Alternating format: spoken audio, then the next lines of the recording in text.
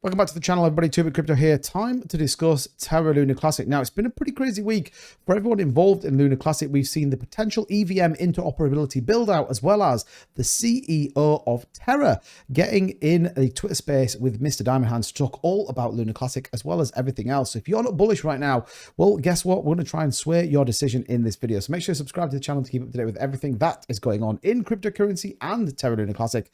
And with that being said, let's take a quick look at the overall cryptocurrency market. We see Bitcoin there around 42,500. It was actually performing pretty well. We expected a good rally today. We got a little bit, broke out 43,000 above, however, did get pulled back down to that 42.5. Just right now in the market, a little bit of a correction. But as we scroll down the list, you'll notice the number 89th highest ranked cryptocurrency right now is Mr. Terra Luna Classic at the 1222 range, just about 0.3% up. Now, you can see our volume still hovering around $55 billion, which has been kind of where we've been for a while. Look, it's going to support the burn narrative coming from Binance. But what are we here to talk about? Well, importantly enough, the EVM compatibility. And what does that look like? So don't forget, EVM is ultimately the Ethereum virtual machine. A lot of ERC20 tokens and everything else that's built upon Ethereum links into this EVM. It allows TVL, which is the total value, to be locked upon the Ethereum network, to be substantial.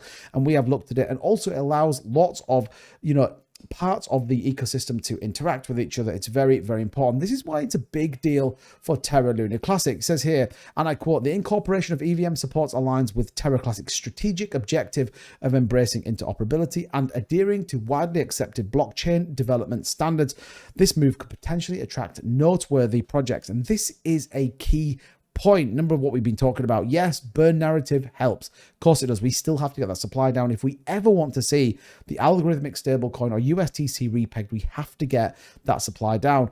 The point here is, though, new projects or even existing projects looking to bridge across to Terra Luna Classic could absolutely be benefited from this EVM. It says, moreover, capitalizing on the limitations of the inter-blockchain communication, or the IBC, on EVM provides an additional advantage to Terra Luna Classic. The proposal underscores a meticulous and governance-driven decision-making process, outlining potential approaches to maximize the benefits derived from this strategic initiative. Due to these improvements, it will be interesting to see how Lunk price behaves in the next 3 months. And I think it's very important, like we said, as that starts to build out, because ultimately it just gives us something different on the chain. It bridges into a whole new community ecosystem and very much more. So I think it's an important vote. And to give you a view on it right now, it looks like this one is going to go through. It does close on the 17th, only a couple of days left, but looks like a very, very strong pass on that vote. Very good news. This one, nonsense. However, good news to see that we are going to potentially get that EVM. So what else have we got? And like I said, it has been a crazy week. Well, the Terra Luna CEO, Mr. Chris Armani, gets into a Twitter space with Mr. Diamond Hands. Now, they talked about a lot. It is recorded, so you can go check it out. More importantly, and the key pullout from this was the view, forget the validators, support the building of the chain. The Terraform Labs CEO giving a view there that ultimately the L1 task force team should be funded, supported however it wants to be. We want to make sure that they're building out. We want to see the chain come in. And I think if we get this EVM part, it could be an opportunity to reignite that ambition selected by the community. Bear in mind, we did vote for that pay per job principle. So I think that could be an important vote. And again, validators, like we said, are, well, at the minute, they feel like the enemy, but they are obviously upholding the chain. But you see that All Nodes, Orion, Interstellar Lounge, Interstate One, and KuCoin being the top validators for January.